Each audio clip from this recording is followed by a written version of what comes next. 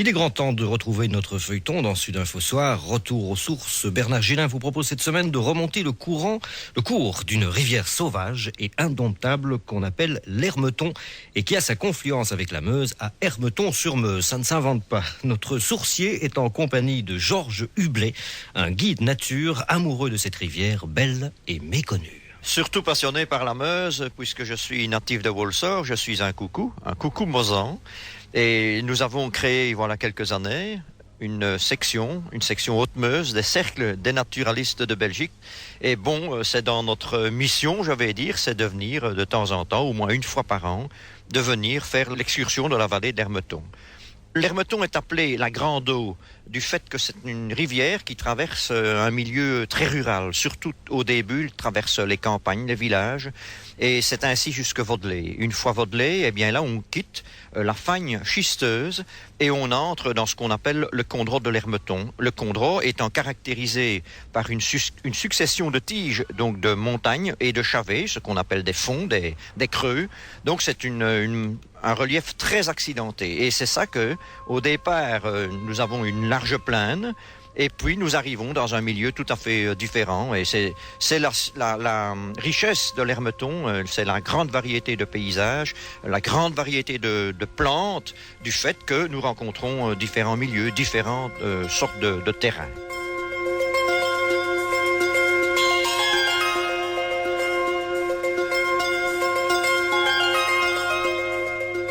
Monsieur Hublet, maintenant, nous partons vers quel point stratégique de l'Hermeton ? Nous irons voir le moulin qui est tout à fait restauré. On aura peut-être l'occasion d'y pénétrer. Tout ça dépend du propriétaire.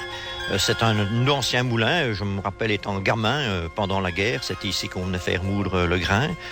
Puis bon, il a été abandonné comme beaucoup de sites industriels à notre époque. J'ai suivi notre guide nature et par chance, le propriétaire du moulin du Val de l'Hermeton était là.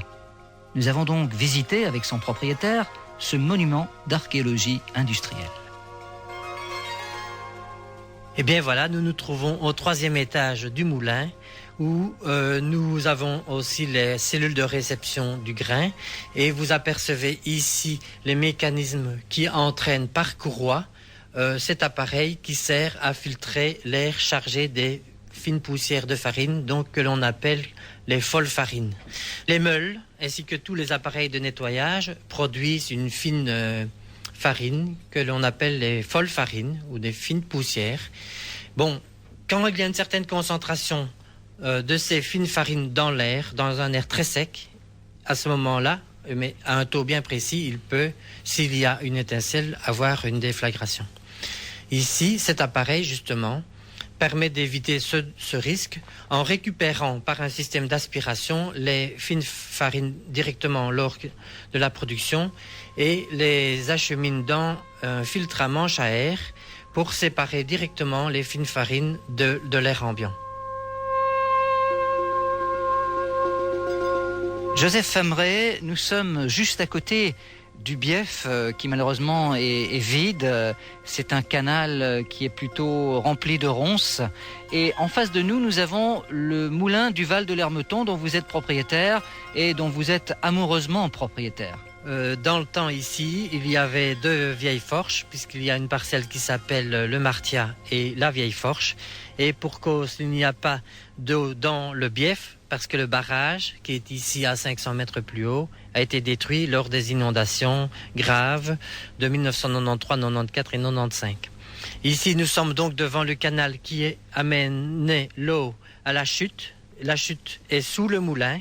Et cette chute alimente une turbine à axe vertical qui fournit l'énergie à peu près 23 kW à toutes les machines qui s'élèvent sur 5 niveaux. Dans sa configuration actuelle, il date d'après la Première Guerre mondiale puisqu'il a été incendié la dernière fois à cette époque. Et il a été reconstruit avec du matériel très très moderne pour l'époque. Puisqu'il se compose de 2 meules et déjà de 2 moulins convertisseurs doubles. Et ce moulin aujourd'hui, qui a quand même une histoire extraordinaire, ça a été des forges, ça a été un moulin à farine, et aujourd'hui, c'est devenu quoi en fait ? Mais c'est devenu un lieu bien conservé au point de vue du patrimoine, et je crois que c'est très important. je dis, ceci s'est fait sans aucun franc de subside. Je pense que c'est important de le dire aussi. Aujourd'hui, il est disponible pour être loué à des gens qui veulent prendre un congé sabbatique, venir se reposer pendant 1 mois, 2 mois, 1 an ici. Donc, il y a des dépendances dans la maison. Et pour des groupes qui sont en recherche dans le sens de la qualité de la vie et de la protection de la nature en général. Ce n'est pas une adaptation au courant moderne qui est de rendre confortable toutes les infrastructures pour accueillir des gens. Ici, c'est le moulin qui garde sa fonction principale, même s'il ne produit pas de la farine. Au moulin du Val de l'Hermeton, nous avons rencontré aussi Nicole Perroux, qui fait partie du noyau de base de ce lieu de rencontre. Et comme je savais qu'elle avait une jolie voix, je lui ai demandé de pousser la chansonnette, histoire de quitter ce lieu magique d'un pas feutré, mais joyeux, comme la rivière. Quand nous chanterons le temps des cerises et gai rossignols et merles moqueurs seront tous en fête. L'Hermeton aura la folie en tête et les amoureux du soleil au cœur. Quand nous chanterons le temps des cerises, chantera bien mieux l'Hermeton moqueur. On quitte le moulin de l'Hermeton, peut-être un peu à regret, parce que c'est un endroit vraiment superbe.